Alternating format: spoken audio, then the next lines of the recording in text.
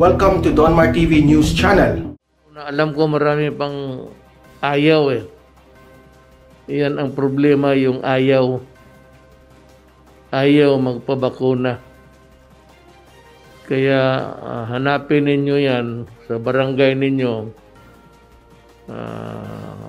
Akyatin natin pagtulog at turukin natin ang natutulog para makumpleto yung istorya. Kung ayaw, di akyatin sa bahay tusukin natin sa gabi. Ako ang I will lead the journey. Ito ang binanggit ni Pangulong Rodrigo Duterte sa kanyang recorded talk to the people kagabi kaugnay ng mga ayaw pa ring magpabakuna kontra COVID-19. Sa gitna ng tuloy-tuloy na pagdating ng mga supply ng bakuna sa bansa, muli itong umapela sa publiko na magpa-administer na ng COVID-19 shot dahil kabilang ito sa nakikitang solusyon ng pamahalaan laban sa pandemya. Pinalalawak na ng pamahalaan ang coverage ng mass inoculation sa bansa. Sa Biyernes, October 15, ilulunsad na ang pagbabakuna sa mga menor de edad na may comorbidities sa 8 ospital sa Metro Manila. Samantalang nag-uumpisa na rin ang pagbabakuna sa general population. Inako naman ng Pangulo ang responsibilidad sa kakulangan ng supply ng vaccine shots sa pag-uumpisa ng taon. Aminado ang Pangulo, hirap ang Pilipinas na makakuha ng supply noon. At kung meron man na nagkasala dyan, aminin ko na lang. Kasi wala ma rin akong magawa. Gusto kong bumili. Wala naman akong mabilihan. At kung makipag-contest ako doon sa mga mayaman, pabilihan ng bakuna, talagang huli ako. So yan dapat inyong maintindihan. Ngayon, kung kasalanan man yan, walang iba dyan kung hindi ako na. Aaminin ko na yan. Target ng Duterte administration na makamit ang 50% full vaccination rate o 55 million na mga Pilipinong kompleto na ang bakunang tinanggap bago matapos ang 2021.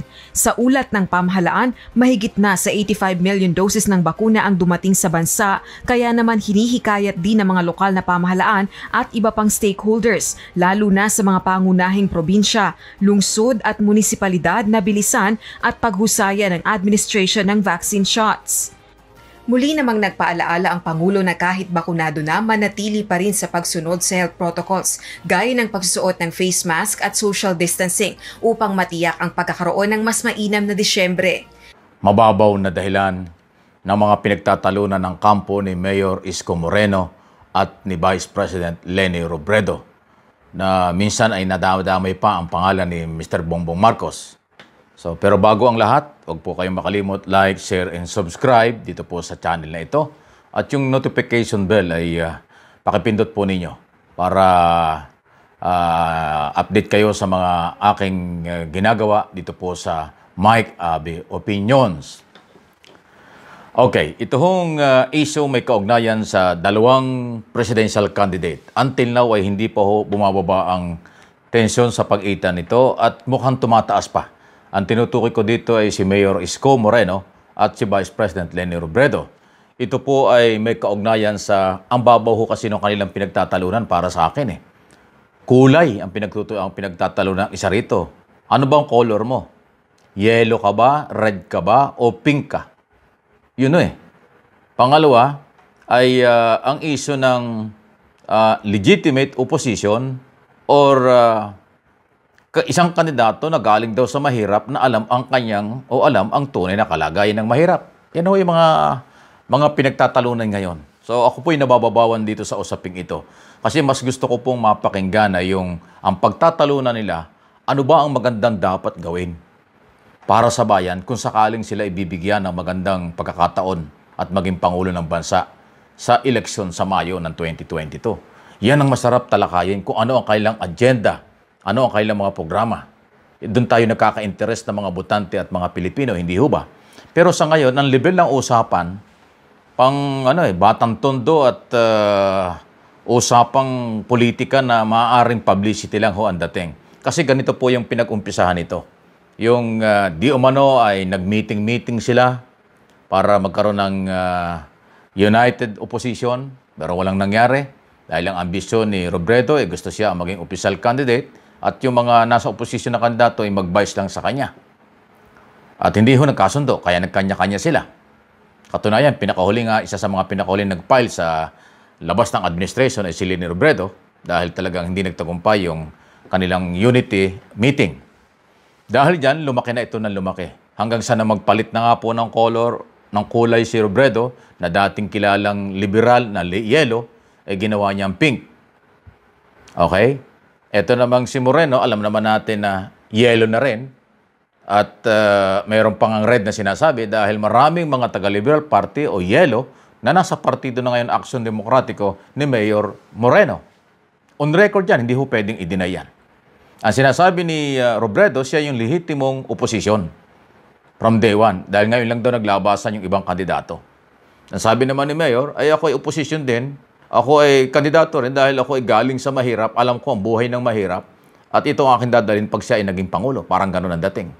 So, hanggang sa umabot na po dun sa nung unang mga video na aking ilabas, binanggit na nga rin ni Isko Moreno na maraming hindi nakagusto ron na ang layunin lang daw nitong Marcos at Robredo ay mga away ng mga Marcos at Aquino na hindi na daw interesado ang taong bayan. Doon maraming nasyak at hindi nagustuhan ang statement na nilang mayor. Para bang nayabangan yung mga tao dahil parang gusto mo lang sumikat pero binabanatan mo yung dalawang kandidato, Marcos at saka Robredo. Pangalawa, yung isyong Marcos at saka Aquino, hindi naman ho local issue yan. History yan, national issue talaga yan. Pero parang binabaliwala ni Moreno. Para lang sa kanyang interest na papugi ang dating na siya ay iba kaysa ibang kandidato, ang layunin niya ay yung iangat ang mahirap katulad niya. Parang ganon. Pero kung tutuusin niya, batang tondo, mahirap na tao, biglang naging mayor at ngayon kandidato, dapat ang level ng usapan hindi yung galing sa kanto.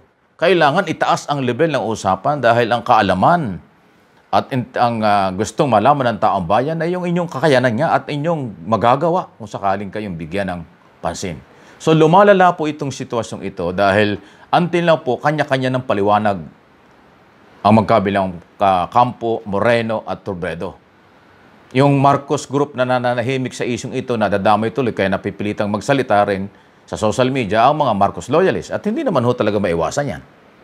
Pero sa nakikita ko, hindi ho magandang sitwasyon yan. Hindi pa ho umpisa lang kampanya Katatapos lang ang filing Inuulit ko, katulad ng mga sinabi ko na.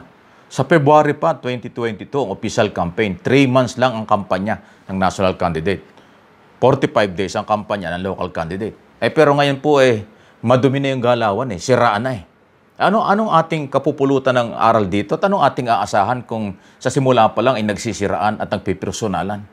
Mas maganda maging professional ang usapan. Magkaka-interest ang makakaraming Pilipino, nag-aral man o hindi, sa mga pag-uusapan at ng kinabukasan ng Pilipino nakataya. Sa ngayon po, hindi pa umaabot doon. Kaya ang tingin ko, lumalaki ang ulo nito mga ito. Baka itong mga ito ay sumasandal sa survey. Nako, huwag nating kalimutan, ang survey ay hindi magiging kasangkapan. Hindi yan ang vote ng tao. Ang nasusurvey, maliit na porsyento lang. Ang aktual na survey at pagdidesisyon ng tao ay election day, 9 ng Mayo.